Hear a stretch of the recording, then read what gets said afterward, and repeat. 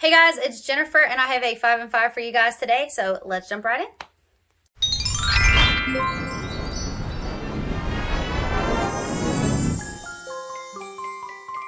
Alright, so 5 products that I want to talk about. I'll go ahead and start with the first one. So the first is Paula's Choice Exfoliate 2% BHA Liquid Exfoliant.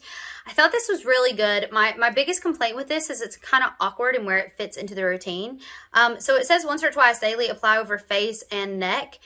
Do not rinse for daytime, always follow with a sunscreen. So it's pre-sunscreen, which is fine, but it's also very liquidy, so I would not put this on post-moisturizer. I kind of was using it after toner, pre-serum, but I'm not sure that's the best way to do it. Maybe serum and then this. So I just kind of had a hard time finaging in. But it was really good.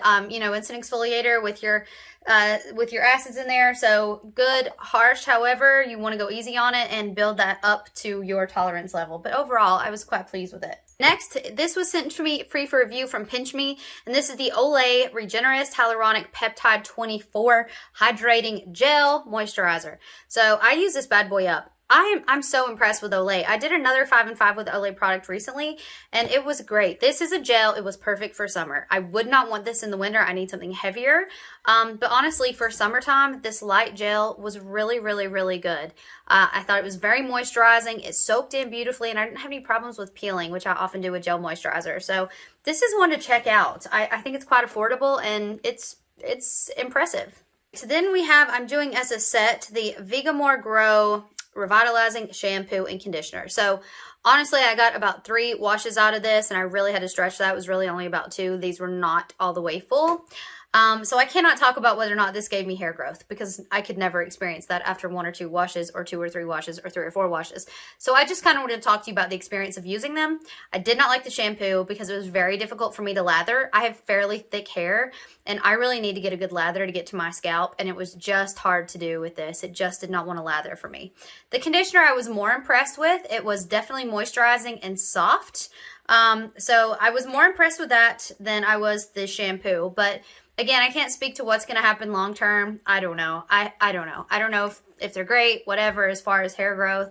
But I wouldn't purchase the conditioner on its own just because it wasn't that mind-blowing, and I definitely wouldn't purchase the shampoo just because of its lathering experience. That's my experience. If you have another one with that product, that's awesome. Again, I know that's not the intended review of it, but that's all I can say. All right, then we have a free from PINCHme. PINCHme sent me this free for review, and this is a Dr. Zenovia Essentials Bakuchiol. Bakuchiol. How do you pronounce that? It's the retinol alternative. That's the natural alternative, supposedly. Hydrating cleanser. This is a great cleanser. I really enjoyed it a lot. It takes the tiniest bit, and you get a really good lather for your face. However, having said that, I hate this packaging. I hate this packaging. This is glass, and it is very heavy, so I can't travel with this. Too heavy. But it's the pump that I hate, because this pump did not put out enough to use. Even though I said you only need a little bit, I needed more than what this pump gave me. So I ended up going and getting my amount. I don't really know what's the point of having a metered pump if it doesn't kind of give enough to do it. And in the end, getting the bottom bits, you can forget about that. I had to unscrew this because there was no way.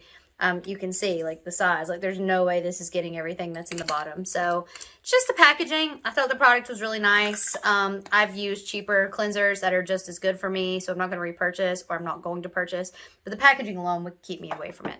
Finally, the last product is the Hourglass Veil Mineral. Is this mineral? No, translucent setting powder. So the Hourglass, let me try that again. The Hourglass Veil Translucent Setting Powder. I'm wearing all Hourglass face products right now. I recorded that in another video, which I will link here if it's up already.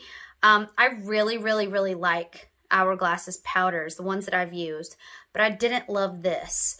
I don't know, as a setting powder, I felt like it gave a little bit too much shine, if you will, underneath my eyes, a little bit too much luminosity. And it was very finely milled, but it felt kind of thick, if that makes sense. So I really wanted to try it. I know people rave about it. I got a big enough sample that I felt like I could really dig into it. It had this H grading that came on it. It took forever to sift out, so I just removed that. I thought it was good, but I think for the price, like it's not my favorite powder. So I would not purchase the full size of this. It just wasn't doing that for me, but there you go. If you love it, I'd love to hear more about that, because maybe it is a skin condition type powder that works good for some people. I have combination skin, so oiliness is always a factor. So when you have oiliness as a factor, you want to be careful where you put shine and things like that. So that was my experience with it. All right, guys, that's it for me. I don't know if I made the 5 minutes. I think it's cutting it very close, but let me know in the comments down below if you've used any of these products, what you think, and I will see you guys in my next one. Bye.